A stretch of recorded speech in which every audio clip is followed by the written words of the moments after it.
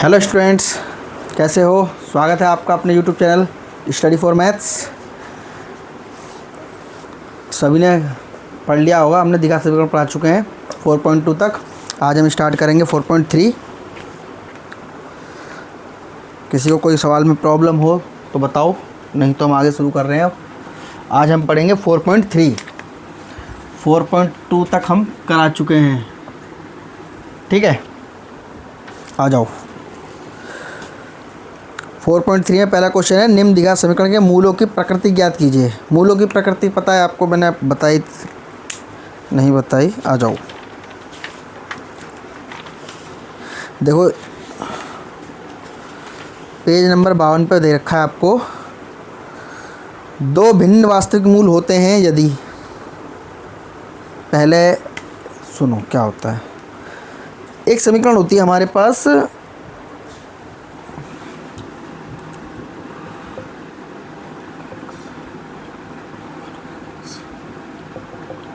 मान लो इस टाइप की एक समीकरण होती है, ठीक है।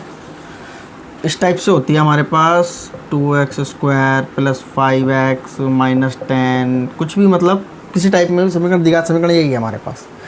इसमें हमारे पास कुछ पॉइंट्स होते हैं कि मान लो इसे हम मानते हैं a, इसे मानते हैं हम b, इसे मानते हैं हम c, d हमारे पास नहीं है। d को हम बोलते हैं विवितकर। क्या बोलते हैं? विवितकर। डिस्क्रिमिनेंट हिंदी में विवितकर बोलते हैं इसे, और डी शॉर्ट फॉर्म इसकी डी से ही हम इसे व्यक्त करते हैं, ठीक है। डी हमारे को पास नहीं होता, तो डी का हमारे पास एक फॉर्मूला होता है, d = b² - 4ac। ये याद रखो, यानी कि b की स्क्वायर, b तो ये है,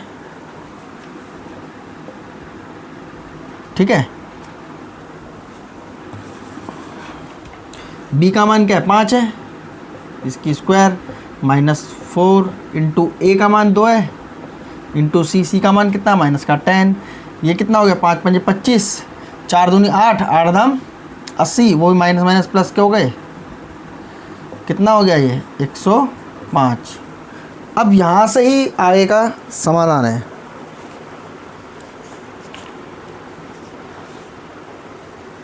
ठीक है। आगे का यहीं से पॉइंट है। क्या?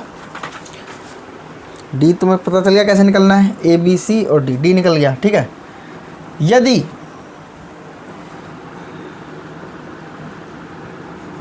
डी बराबर, मतलब डी का मान बड़ा होगा 0 से, जब डी का मान बड़ा होगा 0 से, डी का मान बड़ा हो गया ना 0 से, तब क्या होगा? जब d का मान बड़ा होगा 0 से, तो भिन्न, मतलब दो अलग अलग और वास्तविक मूल होंगे।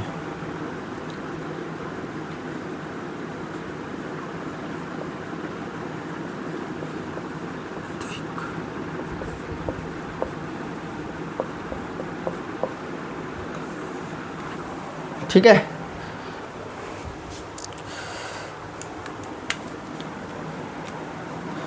एक स्थिति तो ये रही। दूसरी स्थिति क्या होगी? यदि d का मान बराबर होगा 0 के, तब क्या होगा? यहाँ पर तो दो अलग मूल होंगे, ठीक है ना। मतलब एक आंसर कुछ और आएगा, एक आंसर कुछ और आएगा। यदि d बराबर है 0 के, तो दो बराबर मूल होंगे,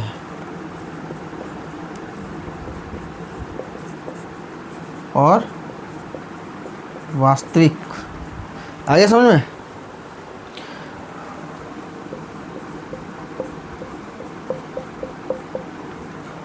दो बराबर और वास्तविक मूल होंगे। इसमें दो भिन्न यानी अलग, दो अलग और वास्तविक मूल होंगे अगर डी बड़ा है 0 से। जैसे ये बड़ा आ गया मान, मतलब 2, 4, 6 कुछ भी आया, 0 से बड़ा होना चाहिए मान, ठीक है। और डी के जब 0 के बराबर होगा तो दो बराबर वास्तविक मूल होंगे। एक तीसरी स्थिति आती है इसमें।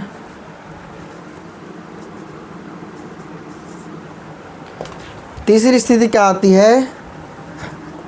जब d से 0 बड़ा हो, मतलब डी छोटा हो जीरो से, सॉरी डी छोटा हो जीरो से।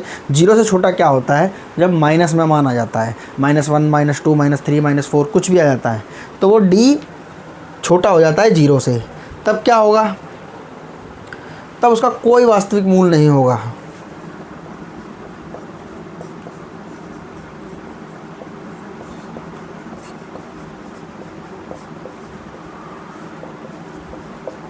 आ गया, ये लिख लो और ये ज़रूरी है, तभी समझ में आएगा आगे।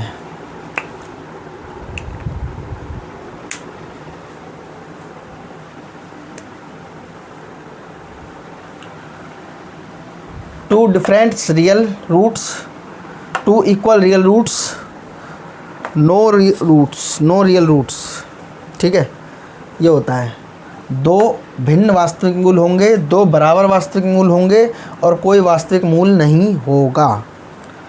ये है डी जब बड़ा होगा जीरो से, डी बराबर होगा जीरो के, और डी का मान जीरो से छोटा होगा जब। आ गया, ये है बस पॉइंट सारा, ठीक है। अब इसे ऐसे रहने दो, अब आगे आते हैं हम।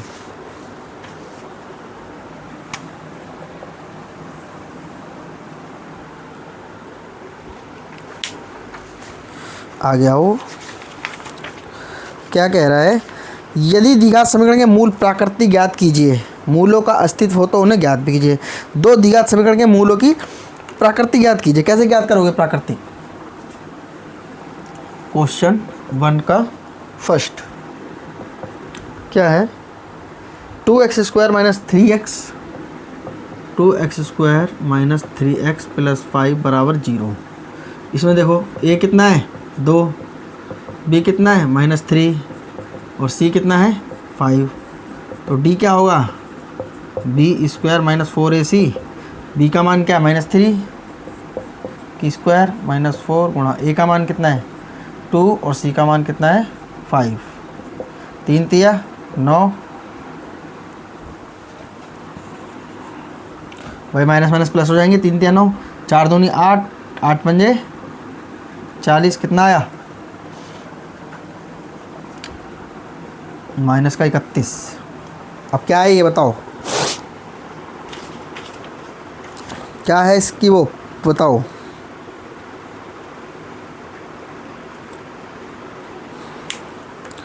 जल्दी देखिए और बताइए मुझे।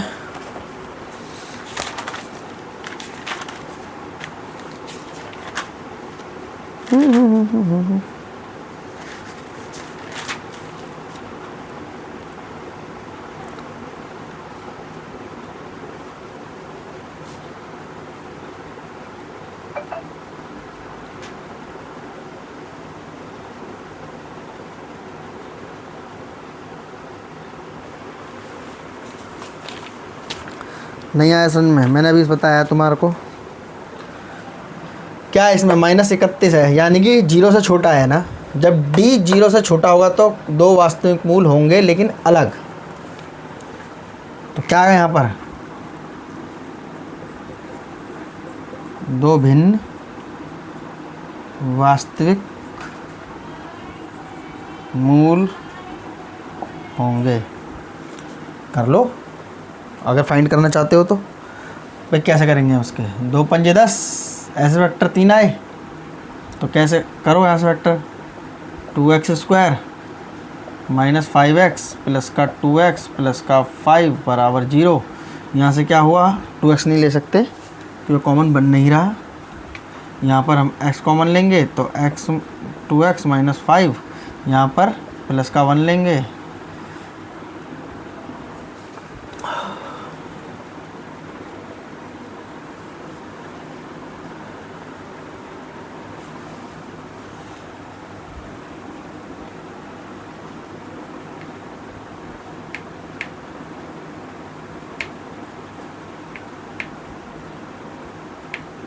होने फैक्टर इसके बताओ।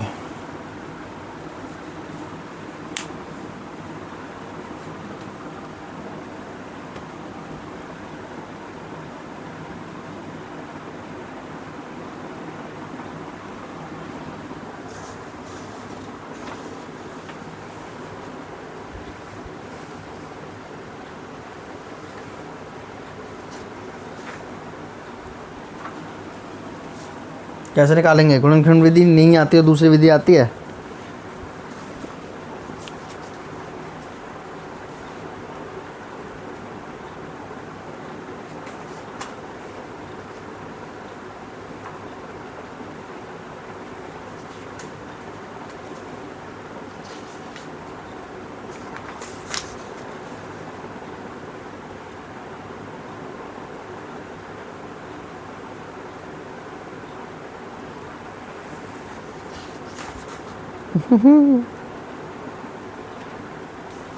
चलो, फैक्टर से नहीं हो रहा ना, तो मैं इसका तुम्हें एक और फॉर्मूला बताता हूँ, थोड़ा लंबा है। जब ऐसे फैक्टर ना हो पाए, फैक्टर हो नहीं रहे या फैक्टर बन नहीं रहे, तो उसमें क्या होता है, ये समझ में आ गया तुम्हारे? इसे छोड़ दो, ये सब समझ में आ गया कि वास्तविक है नहीं, लेकिन हमें इसके मूल निकालने हैं। मूल निकालने भी तो हैं, या आंसर निकालना भी तो, मूल क्या है वो हम कैसे ज्ञात करेंगे? एक फॉर्मूला होता है हमारा, x बराबर -b अंडर रूट, इधर रख देते हैं हम d, और बराबर में होता है हमारे पास 2a। आ गया समझ में?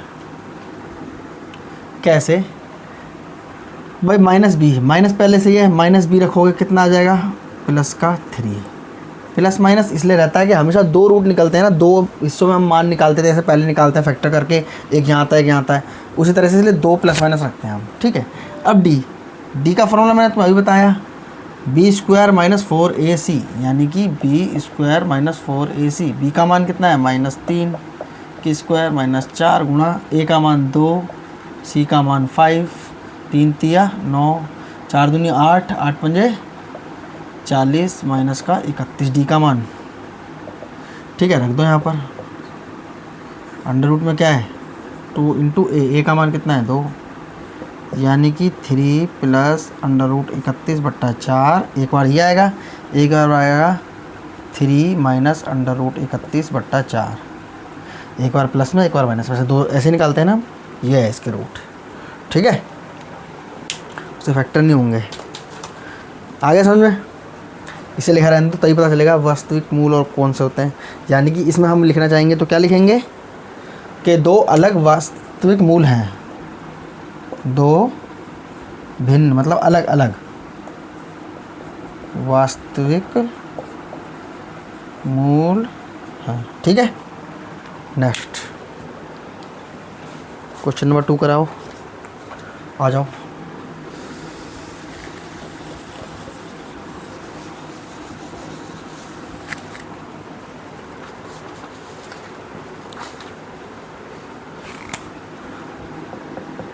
सेकंड में क्या है?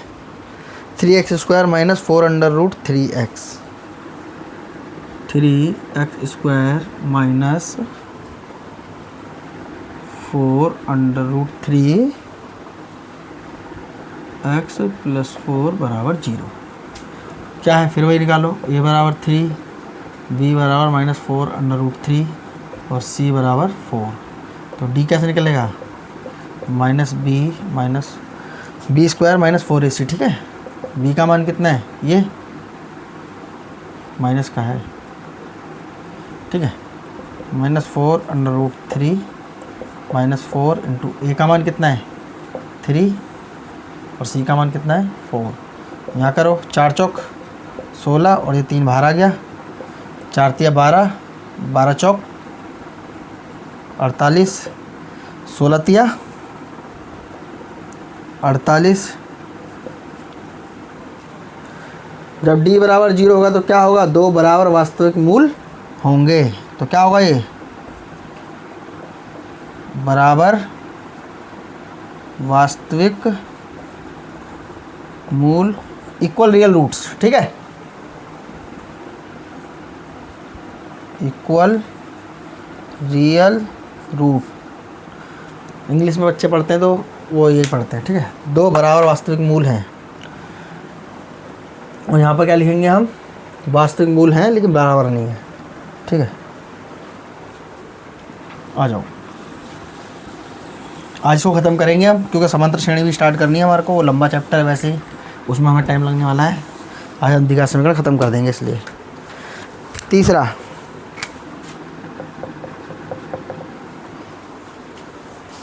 To x square minus six x, 2x square minus 6x plus 3 बराबर 0, यही है।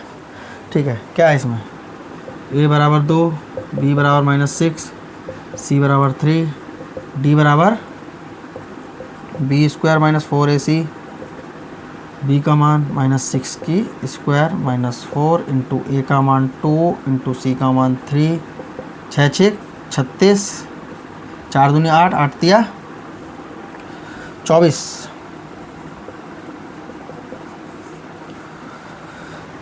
ये वाला ही आ गया। डी का मान बड़ा है, उसमें था डी का मान छोटा आ रहा था, 31 में जो आ रहा था, कोई वास्तविक मूल नहीं है इसलिए उसके रूट नहीं निकल रहे थे। ठीक है,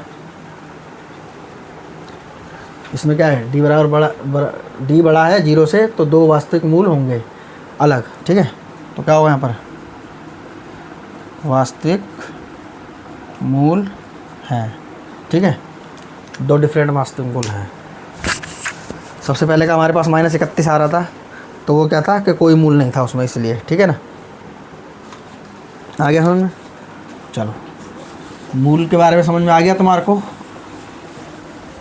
आएगा तो सवाल सिर्फ इतना पूछेगा कि इसके मूल कैसे हैं, प्राकृतिक क्या है, या इस वास्तविक हैं या नहीं है, रियल हैं, जो भी ये बताना होता है बस, और कुछ नहीं होता इसके अंदर।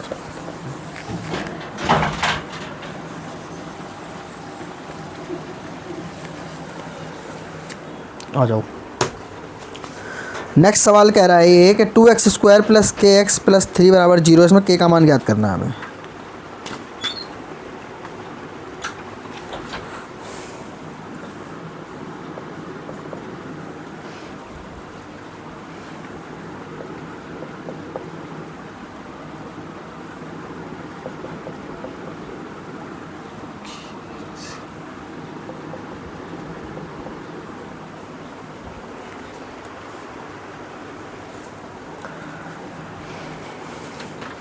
निम्न प्रत्येक द्विघात समीकरण में के का मान ज्ञात कीजिए, उसके 2 बराबर मूल हों।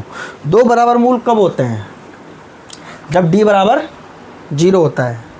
ठीक है, तो a बराबर 2, b बराबर k और c बराबर 3 और d बराबर b स्क्वायर माइनस 4ac, यानी कि b का मान क्या है, ये बराबर 0 होना चाहिए जब भी 2 बराबर मूल होंगे। b क्या है, k की स्क्वायर माइनस 4 इंटू ए का मान है 2 इंटू सी का मान है 3 इक्वल टू में क्या आ गया 0। के की स्क्वायर तो के की स्क्वायर ही रहेगा, 4 तिया वो 4 दूनी 8, 8 तिया 24 माइनस के 24 बराबर 0 और के बराबर क्या आएगा 24 का अंडर रूट। के इधर ये आ गया, जब अंडर रूट चढ़ गया, यानी कि के का मान कितना निकलेगा 24 के फैक्टर करके निकालो कैसा आएगा 2 से 12, 2 से 3, 1 2 बाहर आ गया, यानी कि 2 अंडर रूट 3, ये के का मान है। जब d बराबर 0 होगा तभी मूल बराबर होंगे। 2 बराबर मूल के लिए 0 लगाना है, तो बराबर में हमने 0 रख दिया। के की स्क्वायर माइनस 24, फिर 24 को इधर लिया है, के का अंडर रूट इस पर आ गया, यानी कि 2 अंडर रूट 3 के का मान हो गया। ठीक है,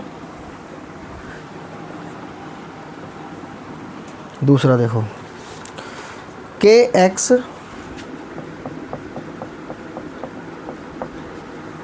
ये है क्या, नहीं +6 है।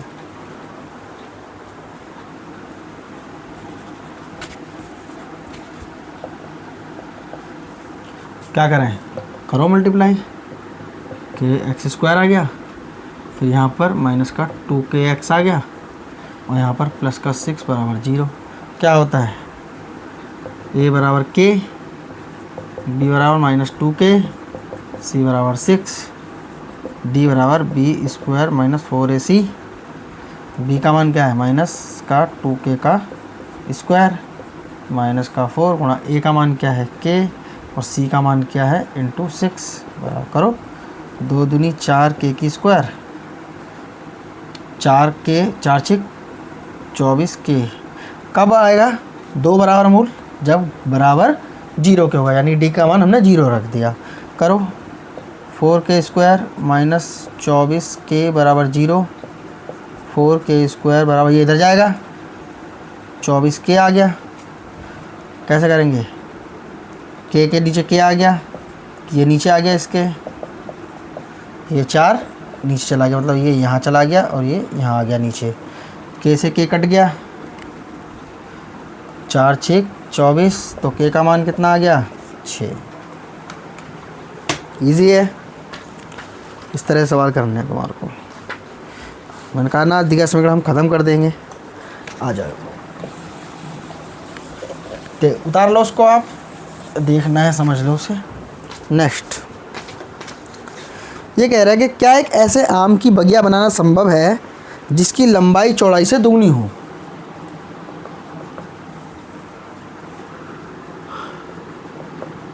चौड़ाई मान ली हमने x, लंबाई 2x, उसका क्षेत्रफल 800 मीटर हो। क्षेत्रफल क्या होता है, मान लो इसका क्षेत्रफल क्या होगा, लंबाई गुणा चौड़ाई, यानी कि x into 2x is equal to 800। यहाँ कितना आएगा 2x की स्क्वायर बराबर 800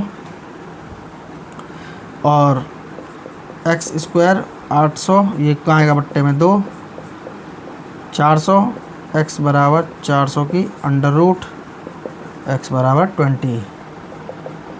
चौड़ाई कितनी आ गई 20 और लंबाई कितनी आ गई दुगनी, 4 दूनी, यानी कि ये संभव है। बना दी हमने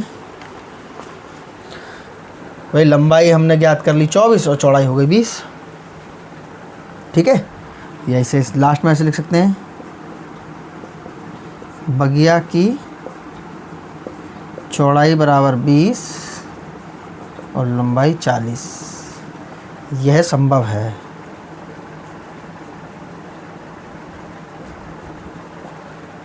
ठीक है,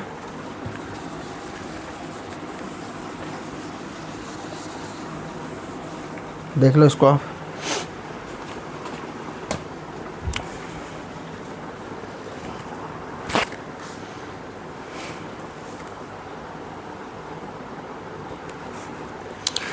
क्या निम्न स्थिति संभव है। क्वेश्चन नंबर 4, दो मित्रों की आयु का योग 20 है। दो मित्र हैं, उनकी आयु का योग 20 है। माना एक मित्र की आयु, एक मित्र की आयु x मान ली हमने,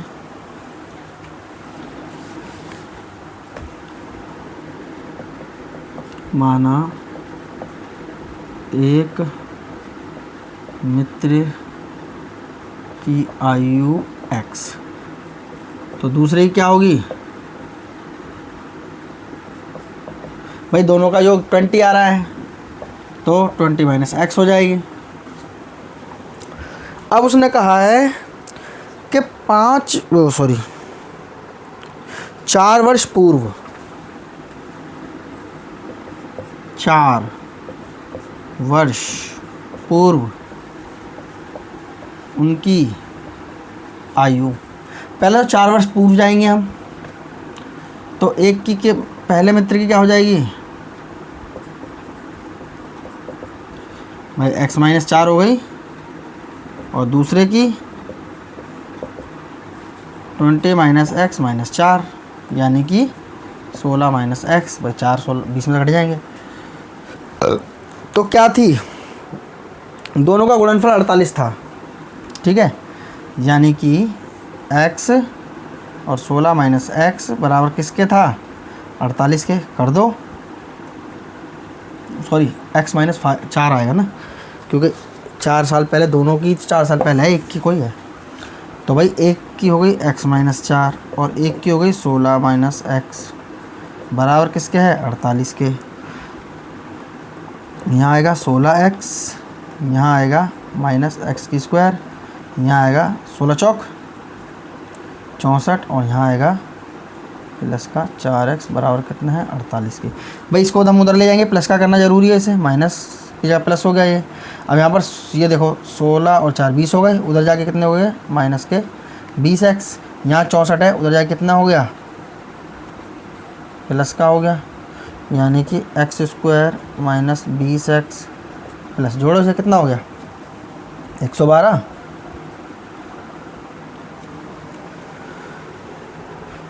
कैसे पता चलेगा ये बात है या नहीं है, ज्ञात करो। सबसे पहले निकालेंगे हम ए कितना है 1, बी कितना है -20 और सी कितना है 112।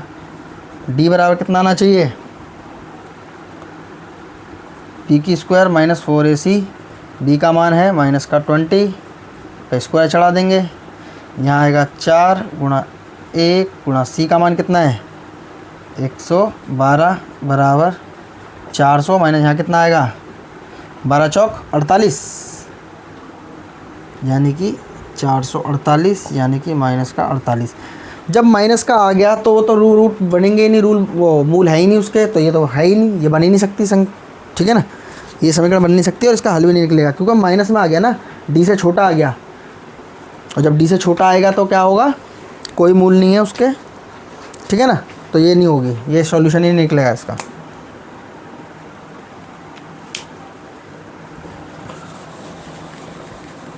यही ज्ञात करना हो, कह रहा है ज्ञात करो, अगर हो तो संभव, तो ये संभव नहीं है।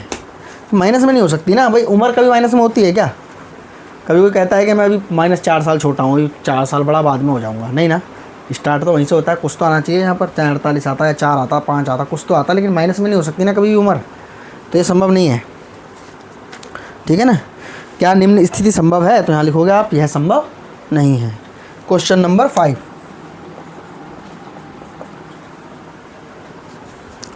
क्या परिमाप 80 मीटर तथा क्षेत्रफल 400 मीटर के एक पार्क बनाना संभव है।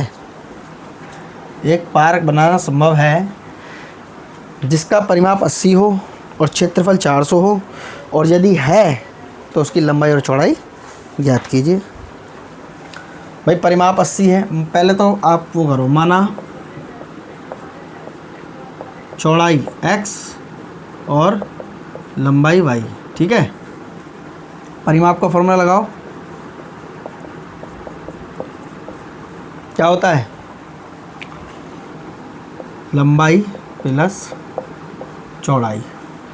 अगर आपने 9वीं में पढ़ा है तो आपको कोई प्रॉब्लम नहीं होगी, वरना आपको ये सब पढ़ना पड़ेगा, तभी फॉर्मूले याद होंगे कि कब क्या होता है।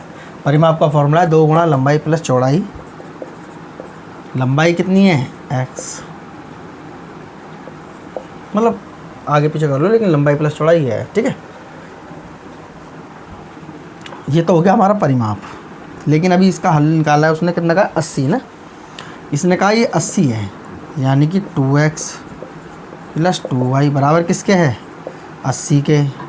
समीकरण में हमने 2 से भाग दे दिया, मान लो 2 से भाग देने पर तब क्या होगा x प्लस वाई बराबर 40, ठीक है।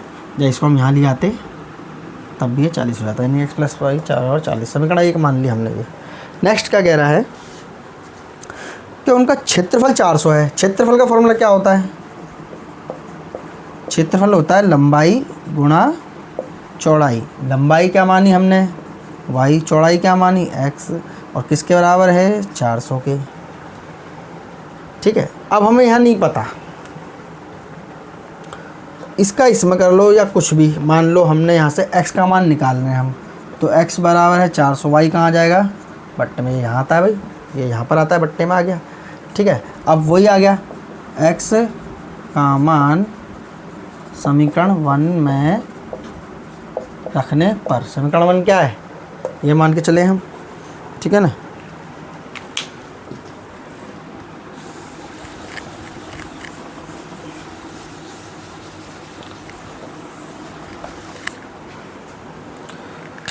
आ जाओ, x plus 4y sorry x plus y बराबर 40। x का मान हमने अभी भी क्या रखा है 400 बट्टे में y, और प्लस y है ही बराबर 40 आ रहा है यहाँ पर। भाई x का मान है 400 प्लस y, x यहाँ पर रख दिया हमने 400 बट्टे y, प्लस में क्या है y बराबर कितना है 40। y का क्या करेंगे हम कॉमन ले लेंगे, वाई की स्क्वायर बराबर 40, इधर चला जाएगा, यानी कि वाई स्क्वायर इधर है प्लस का 400 बराबर में हो गया 40 वाई, इधर ले आओ y square minus 40 y plus का 400 बराबर बन गई द्विघात समीकरण। सॉल्यूशन निकालो इसका, कैसे निकालोगे? Y square minus 20 y plus का 400 बराबर 0।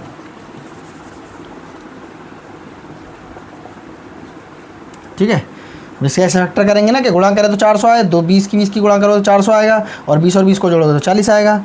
ले लिया हमने y कॉमन, तो y माइनस 20, यहाँ पर क्या करें माइनस 20 ले लो, तो y माइनस 20, तो एक बार क्या आ गया y माइनस 20 और एक बार क्या आ गया y माइनस 20 बराबर 0, y माइनस 20 बराबर 0 और y बराबर कितना आ गया 20, यानी कि y की वैल्यू क्या आई है 20। y क्या है हमारा चौड़ाई, लंबाई की कैसे निकालोगे? यहीं से निकाल दो भाई, y की जगह पे 20 रख दो, इधर आके 20 हो जाएगा, तो ये भी 20 हो गया। ठीक है ना, लंबाई और चौड़ाई दोनों ही हमारी 20 हो गई। आ गया समझ में? बस ये सवाल थे तुम्हारे, द्विघात समीकरण ख़त्म हो गई हमारी। अगला चैप्टर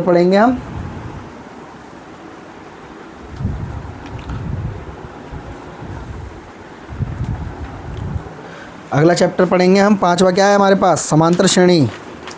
पढ़ के आना इसके फॉर्मूले, तभी समझ में आएंगे। ठीक है ना, समांतर श्रेणी को हम हिंदी और इंग्लिश में अर्थमेटिक प्रोग्रेशन भी कहते हैं। ठीक है, एपी। ठीक है, एपी निकालनी होती है इसमें। एक समीक थोड़ा समझा देता हूँ मैं आपको।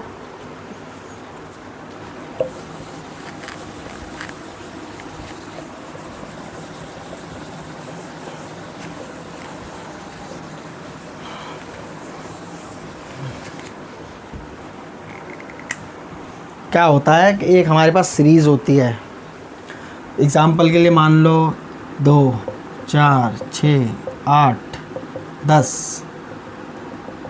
इस तरह से, या हो सकती है 3, 5, 7, 9, 11।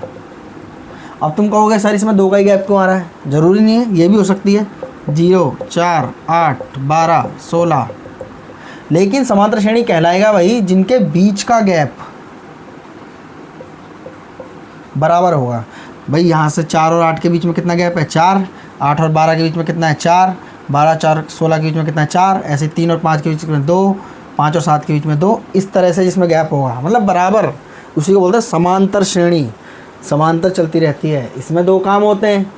एक तो हमें पता लगाना होता है कि इसका ये मान लो कह दिया मैंने कि इस तरह से एक श्रेणी चल रही है, इसका पहला, दूसरा, तीसरा, चौथा, 5वां है, मान लो 8वां पद क्या होगा, मतलब 8वें नंबर पे जो आएगा वो क्या होगा।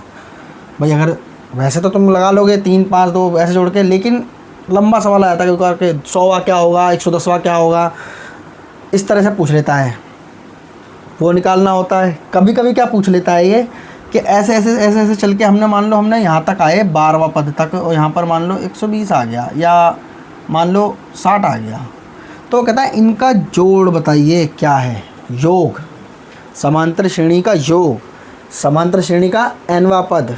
इस तरह के क्वेश्चन हम करेंगे। ठीक है ना, थोड़ा सा मैंने तुमको समझाना था, समझा दिया समांतर श्रेणी क्या होती है। मुझे लगता है ये तुम्हारे लिए नहीं है। द्विघात समीकरण वगैरह और 2 चर वाले रेखीय समीकरण 9वीं में थे, लेकिन समांतर श्रेणी 9वीं में नहीं थी, लेकिन अब 9वीं में आ गई है। इस साल 9वीं का कोर्स चेंज हुआ है, तो थोड़ी सी समांतर श्रेणी 9वीं में आ गई है, ट्रिगोनोमेट्री भी कुछ 9वीं में डाल दी है। ठीक है ना, तो कुछ उसको बदल दिया है। 10वीं का आपका चेंज नहीं हुआ, 10वीं का वही चल रहा है। ठीक है बच्चों, सेशन कैसा लगा? मैंने कहा आप लाइक कीजिए, शेयर कीजिए, ज़्यादा से ज़्यादा बच्चों को जोड़िए ताकि सभी इसका लाभ ले सकें। ठीक है, बाय बाय। और कल ये सवाल करके लाना, प्रैक्टिस करना, फिर हम पढ़ाएंगे समांतर श्रेणी।